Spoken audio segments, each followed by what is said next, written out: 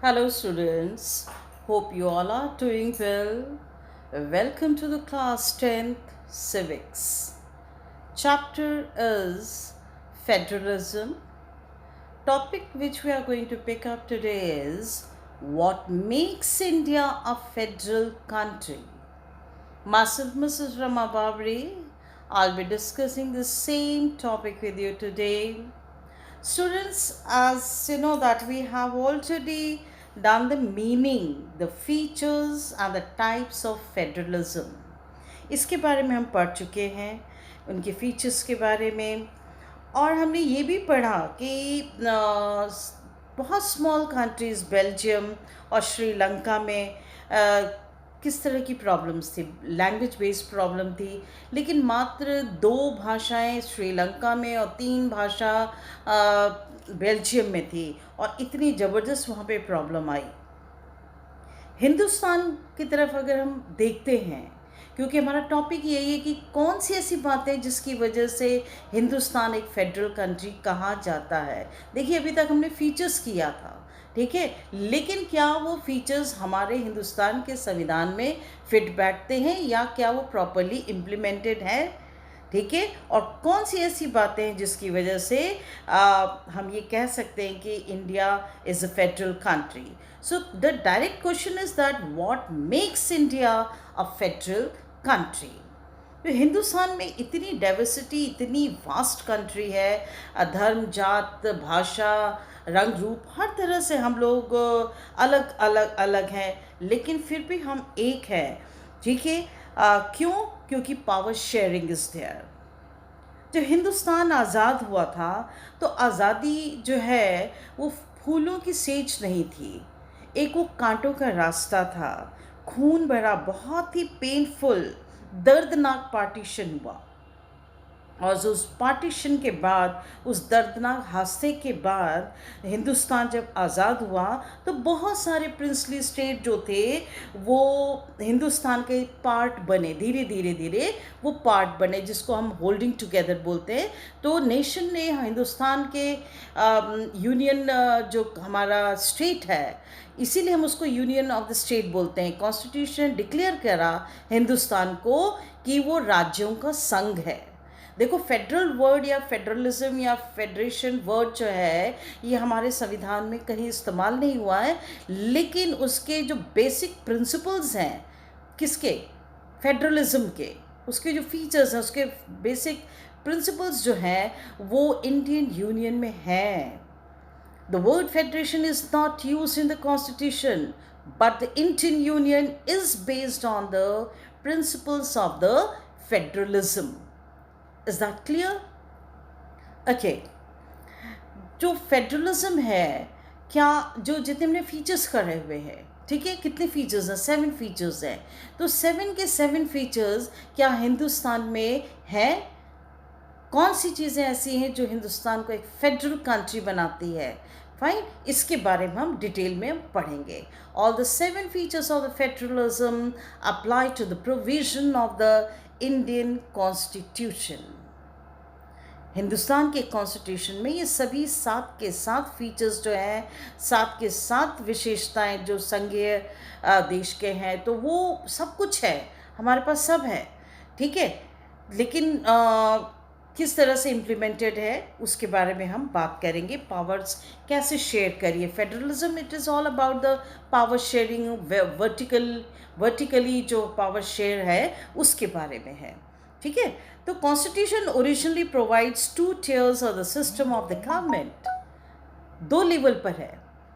किसी भी देश में अगर फेडरलिज्म है तो कम से कम 2 लेवल के गवर्नमेंट का होना ज़रूरी है, वो हिंदुस्तान में है, ठीक है। एक union government and the state government. Union government, central government या यूनियन ऑफ इंडिया जब हम कहते हैं तो उसकी बात एक ही है, एक ही चीज़ है, वो सेंट्रल गवर्नमेंट है हिंदुस्तान का। और दूसरा कौन सा लेवल हुआ? State level.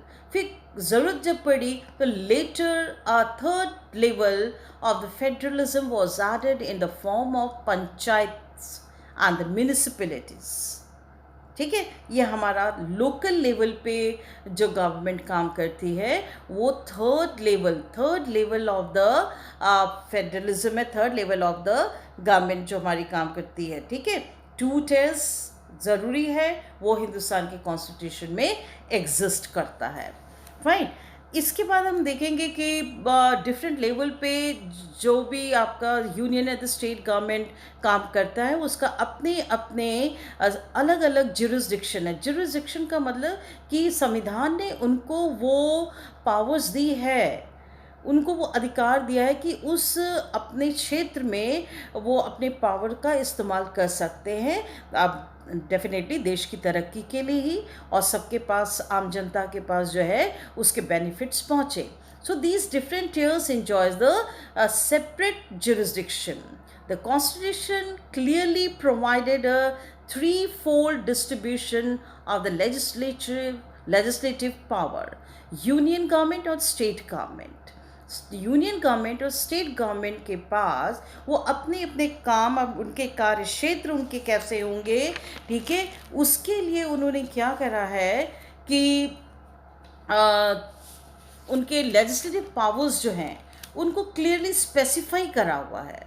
Clearly it is specified in the constitution of a country कि स्टेट गवर्नमेंट के अपने अपने वर्किंग एरियाज़ क्या हैं, यूनियन गवर्नमेंट की कौन कौन से वर्किंग एरियाज़ हैं, उनके जुरिस्डिक्शन में कौन कौन से सब्जेक्ट्स आते हैं, वो उसी पे लॉ बनाएंगे, उस पे काम करेंगे, और स्टेट गवर्नमेंट के पास जो जो सब्जेक्ट्स हैं, इश्यूज़ हैं, वो उसके ऊपर कानून बनाएंगे। ठीक है। अच्छा, अब इसके बाद आता है 7th schedule of Indian constitution, आपके स्क्रीन पे लिखा हुआ है। तो ये 7th शेड्यूल क्या है ये, ठीक है। कॉन्स्टिट्यूशन में शेड्यूल शब्द का इस्तेमाल है, तो ये इसका मतलब क्या है? The schedule gives the extra information about the points referred to the various articles of the constitution. ठीक है। तो 7th schedule of Indian constitution जो वो किसके साथ डील कर रहा है? वो power sharing between the central and the state government के बीच में, दोनों के बीच में जो पावर शेयरिंग का डिवीजन है वो उसके बारे में डील करता है। कौन? 7th schedule of the Indian constitution. और जब पावर शेयरिंग दोनों के बीच में है, central and the state government के बीच में, तो हम देखेंगे कि हमारे कॉन्स्टिट्यूशन ने बड़े क्लियरली स्पेसिफाई करा है कि उसमें उन्होंने 3 लिस्ट बना दी हैं। एक यूनियन लिस्ट, ठीक है, एक स्टेट लिस्ट, एक कॉन्करेंट लिस्ट। यूनियन लिस्ट मतलब कि जो सेंट्रल गवर्नमेंट के हाथ में है, जितने आइटम्स, जितने सब्जेक्ट्स और the area of jurisdiction, union list उसको बोलेंगे, फिर state list and then concurrent list. इसके बारे में अब हम थोड़े से डिटेल में हम पढ़ेंगे। ठीक है, ओके। दो आपके स्क्रीन पे क्लियर लिखा हुआ है यूनियन लिस्ट। यूनियन लिस्ट के पास 97 सब्जेक्ट्स हैं। 97 सब्जेक्ट्स का क्या मतलब हुआ? सब्जेक्ट्स का मतलब यहाँ पे हुआ कि कौन कौन से इश्यूज़ हैं, कौन कौन से मैटर्स हैं जिसके ऊपर जो है वो सेंट्रल गवर्नमेंट काम करेगी। सेंट्रल गवर्नमेंट के जुरिस्डिक्शन में कौन कौन से उनके पावर्स कौन कौन से हैं और वो किस किस सब्जेक्ट्स पे वो लोग काम करेंगे। तो जो राष्ट्र के बहुत इम्पॉर्टेंट मैटर है, हमारे देश के बहुत इम्पॉर्टेंट मैटर्स जो है, जैसे कि डिफेंस है, फॉरेन अफेयर्स है, बैंकिंग, करेंसी, कम्युनिकेशन, इसके ऊपर जो है सेंट्रल गवर्नमेंट जो है काम करती है, इसके जुरिस्डिक्शन में आता है। ठीक है। अच्छा, इस पे क्या है? Parliamentary of the country can legislated means वो उस पर कानून बनाती है। ठीक है। तो ये क्लियर कट जो है हमारे संविधान के अंदर लिखा हुआ है। The union list has got 97 subjects. It contains the subject which are of the national importance and only the Parliament of India can legislate it. तो जैसे आपका डिफेंस है या फॉरेन अफेयर्स है, बैंकिंग है, बैंकिंग पूरे कंट्री में एक जैसे यूनिफॉर्मिटी मेंटेन रखने के लिए, ठीक है। और बाहर की कंट्री से अगर कोई भी डील हो रही है, कोई भी ट्रीटी साइन हो रही है, या उनका फॉरेन अफेयर्स से में बहुत सारे मैटर्स होते हैं, तो उसको कोई स्टेट गवर्नमेंट या लोकल गवर्नमेंट पे वहाँ पे डिसीजन नहीं होता, वो भी नहीं सकता। तो वो कौन करेगा? जो सबसे पावरफुल हमारा जो है स्टेट यूनियन लिस्ट में आता है, जो सेंट्रल गवर्नमेंट जो है वो उसको लुक आफ्टर करेंगे। ठीक है। अब आता है स्टेट लिस्ट। स्टेट लिस्ट में बेसिकली ओरिजिनली जो है 66 जो है वो सब्जेक्ट्स हुआ करते थे। आज के तारीख में 59 है। Presently we have got 59 subjects in the state list. State list में जो है it contains the subjects of the state and the local importance, जैसे कि पुलिस, कॉमर्स, एग्रीकल्चर, इरिगेशन, ये सारा का सारा यहाँ पे स्टेट लेजिस्लेचर जो है वो यहाँ पे इसके इम्प्रूवमेंट के लिए कानून चेंज भी करता है, उसको बनाता भी है कानून। ठीक है, तो वहाँ पे वो कोई इंटरफेरेंस नहीं होती है यूनियन सेंट्रल गवर्नमेंट की, और स्टेट गवर्नमेंट के पास ये पावर है, इसके जुरिस्डिक्शन में ये सारे के सारे सब्जेक्ट्स आते हैं। अब देखिए जैसे हमने कहा स्टेट लिस्ट में या लोकल इम्पोर्टेंस में जो है पुलिस। ठीक है, पुलिस के बारे में हमने सुना होगा कि ये कौन से स्टेट की पुलिस है, Delhi police, Mumbai police, Madras police, तो इस तरह से। एंड कॉन्करेंट लिस्ट में वो वाले आते हैं जो दोनों में कॉमन है, education, forest, trade and marriage. ठीक है, तो यूनियन एंड स्टेट लिस्ट में ये दोनों के दोनों कॉमन मैटर्स सब्जेक्ट्स होते हैं। Now comes the residuary, very interesting part. ठीक है, जो कॉन्स्टिट्यूशन, जो संविधान बना, तो शायद ये वाले जो इश्यूज हैं ये नहीं थे। ठीक है, ये मैटर्स नहीं थे।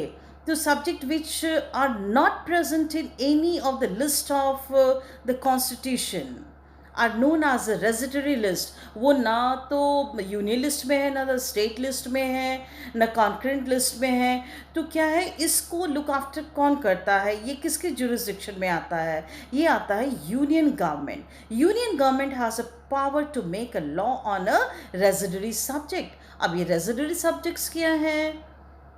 रेजिडरी सब्जेक्ट्स में आपका computer, e commerce, internet, regulations, ये सारी चीज़ें आती है। All these fall in the jurisdiction of the union government. The parliament has a power to make any law with respect of any matter which is not in the part of the state list और the concurrent list.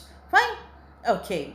Now comes federation that are formed by holding together do not give power to its constituent unit. Hindustan कैसा, किस type का federation है यहाँ पे? Holding together. और जो holding together में क्या है कि सभी जो कॉन्स्टिट्यूंट यूनिट है हमारे, उनको सबको इक्वल पावर्स उनके पास नहीं होती है।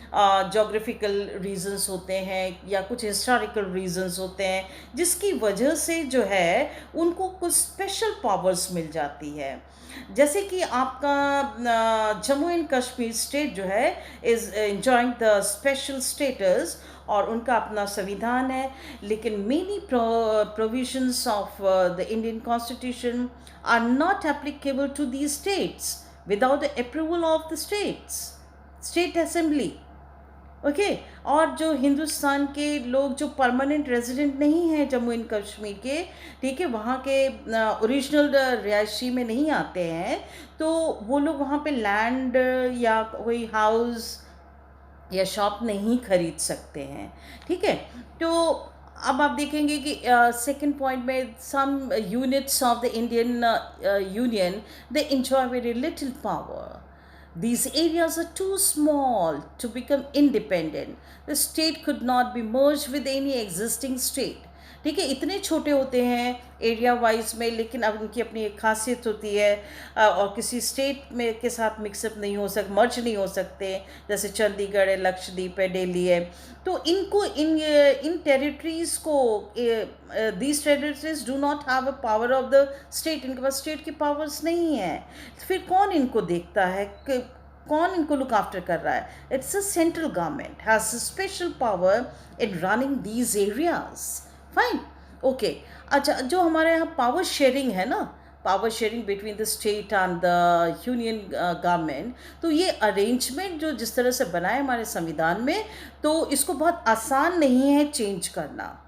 ठीक है, इसको जो अगर कहीं चेंजेस अगर लेकर के आने हैं, तो सहमति की जो है वो बहुत ज़रूरत होती है central and the state level पे।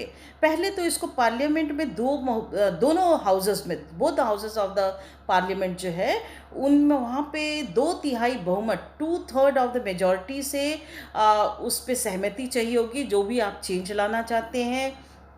फिर जो आपके जितने स्टेट हैं आज की तारीख में, जैसे 29 स्टेट्स हमारे हिंदुस्तान के अंदर, तो उसके कम से कम 50% लोगों की सहमति चाहिए ही चाहिए। ठीक है।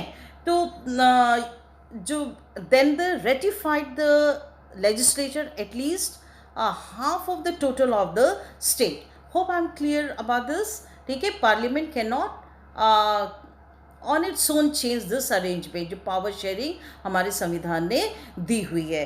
अब आता है judiciary plays an important role in overseeing the implementation of the constitutional provisions and the procedures. अगर कहीं पे कोई डिस्प्यूट आता है इस पावर डिवीजन में, तो हमारे यहाँ हाई कोर्ट्स हैं जो इस चीज़ को, इस मैटर को देखते हैं, और उसके आगे जो है हमारा जो एपिक्स कोर्ट, जो सुप्रीम कोर्ट है, वो इस मैटर को बहुत अच्छी तरह से देखता है। और high courts and the supreme court they make a decision if there is any kind of dispute regarding the division of the power.